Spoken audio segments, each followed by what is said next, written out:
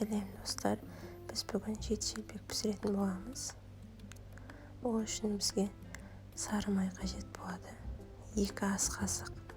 Май дүкеннің майы болса да, қолдың майы болса да ештеңе етпейді.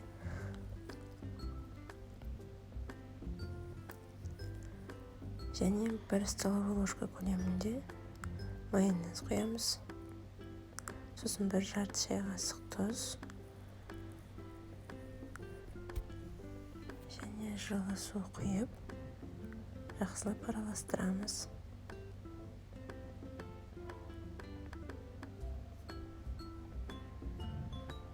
Май комнатный температура болу керек, тез еру үшін. Араластырып болған соң ұнымызды салып, қамырымызды елетін боламыз.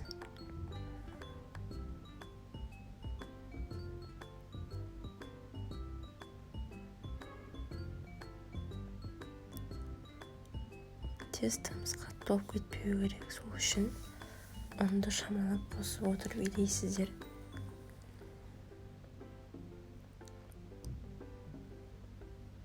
Тестамыз дайын. Енді осы тестаны бөлшектерге бөліп аламыз. 7 бөлікке қолмен осылай бөліп болған соң жаюға ыңғайлы етіп, дөңгелек пішінде етіп жағамыз, қолмен домалақтап. Видеода көріп тұрғандарыңызды жасайсыздар.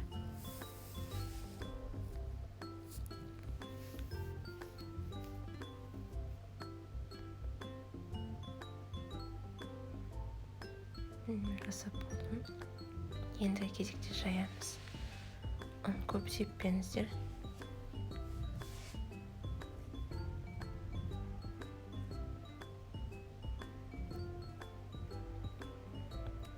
Сосын табаға май құйып қыздырамыз.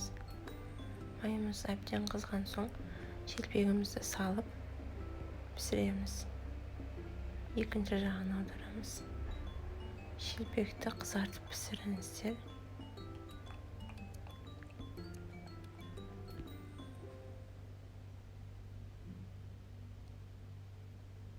Шелпегіміз дайын. Каналыма тіркелуді ұмытпаңыздар.